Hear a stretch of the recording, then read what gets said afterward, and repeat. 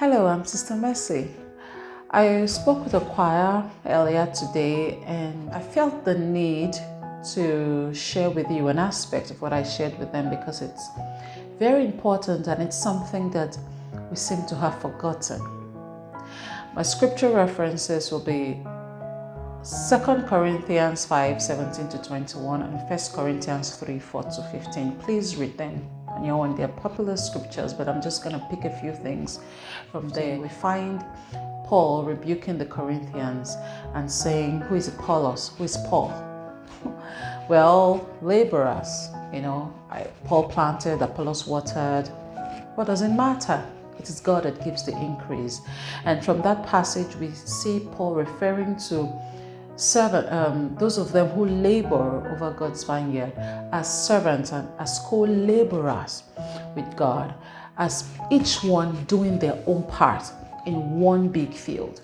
And then we see Paul also talking to the Corinthians, talking about God being the one that has given us the ministry of reconciliation. That means nobody takes the ministry to himself. It is God that gives you that ministry of reconciliation. That same passage also refers to those of us who labor in God's vineyards as ambassadors. That means we don't represent ourselves. Ambassadors don't represent themselves. They represent the people who sent them. Now, why am I saying all this? I'm saying all this because we seem to have forgotten that the work of raising a choir, the work of, building a choir, the work of directing a choir, or even the work of just being in the choir is not yours. It's God's. We forget. And because we forget, we work in the flesh. Because we forget, we struggle. We're trying to do things. I mean, it's ridiculous how we work all night, working on an idea that did not even come from God in the first place. And then we bring it to the choir, we force our choristers to do it, we spend hours in rehearsal. And then just before we go up stage, we ask God to bless it. That is one of the most ridiculous things we do in ministry. Asking God to put His blessing on what He didn't author. How is that going to work? It's supposed to be the other way around.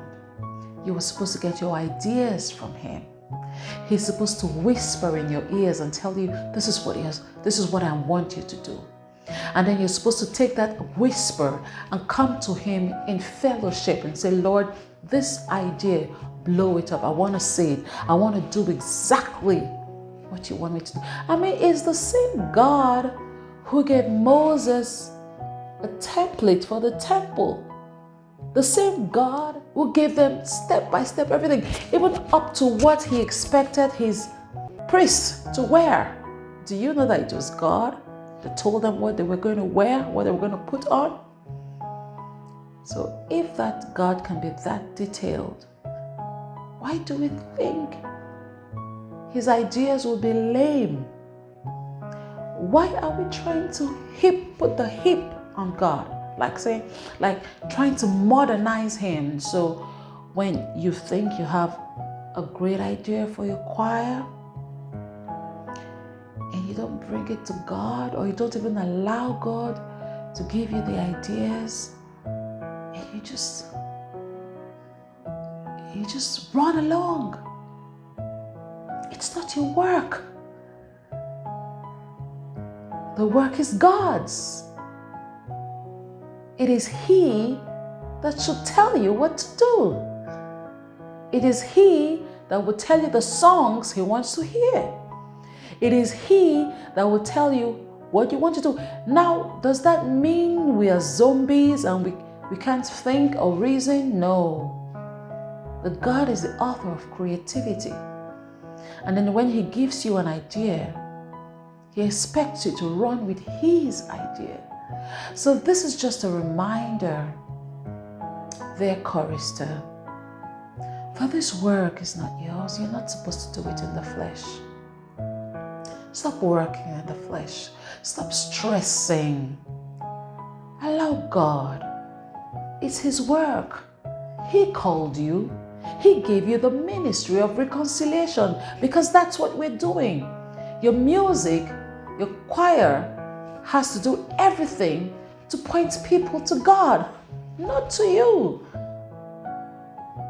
This is a reminder that the work is not ours, it is God's. We are not supposed to run in the flesh and then, it's not like we're the ones inviting God in. No, He invited us in. And that is the way it should be. God bless you.